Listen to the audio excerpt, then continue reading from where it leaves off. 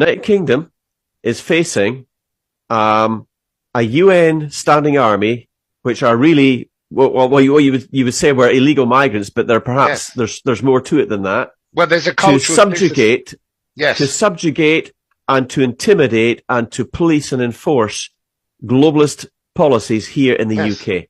That's exactly what it's going to be. Yes, that's the plan. What you're going to see is the following. We'll have a minister somewhere in cabinets suddenly come up with a great idea on how we're going to get these guys to contribute to help us. And they're going to put them in uniforms. So a couple of people have told me these uniforms are burgundy. Others have told me they're UN blue. I really don't know. I guess we'll see when they deploy them. They are going to be deployed. And I won't take any pleasure in saying that I told you I was right, because I've no one's wanted to be wrong more than me. And I don't doubt that when that happens, people will say to me, how did you see it? And I'll say to them, how did you not? What do you think it's going to take? I think civil unrest. And once you realise what's going on, I understood pretty quickly it's a numbers game and only the people will save the people. And the only way they can do that is en masse. And there will be deaths. There has to be deaths. And these people will be martyred for the future that awaits us all. And we're going to be free of them. I'm convinced. But unfortunately, it's going to get really dark and dystopian and unpleasant before we clamour to get to the light. And we will get there. The bottom line is it has to get to that. I think it will have to get to that for the sleepers to wake up.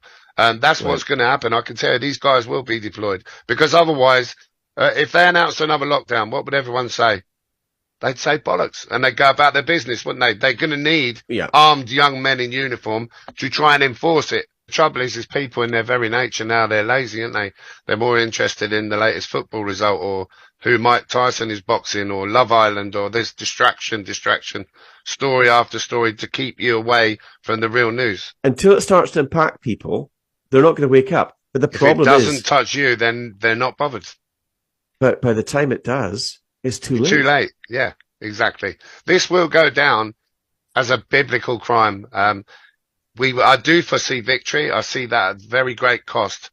But we will see it. And I think the world will become closer than ever when we do see victory. It's going to come on the back of a load of bloodshed. And unfortunately, it has to, because people just won't see it until that starts. Sir Graham Brady said to you in a private meeting, there was probably others there. I remember you telling me the last time you were on the channel that this is what he'd said. And am I right in saying that he said something along the lines of, I'm surprised it hasn't happened already? Yes, well, the government was surprised. When the people find out what's been done, there'd be civil war. When they find out their families have been killed off and their children sterilised, there'll be civil war. And he actually agreed. TikTok, Facebook, Twitter, and all. It was maybe before your time, but do you remember when the journalists, propagandists, and media controllers of Nazi Germany were hung at Nuremberg?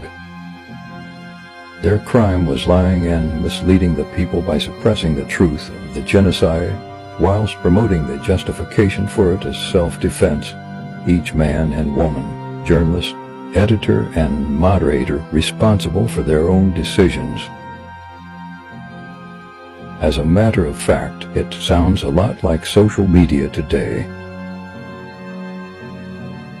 Do you know that we the people keep screenshots and records of every user account and every piece of content illegitimately banned and shadowed as evidence, and that as you work hard to herald in the new normal, we're working twice as hard to reinstate the old. Except this time, our values will be upheld by those we put in charge to manage our affairs, and this time when we say never again, we mean it.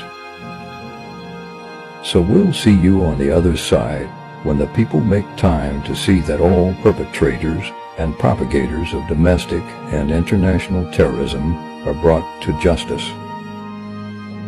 With love, we the people.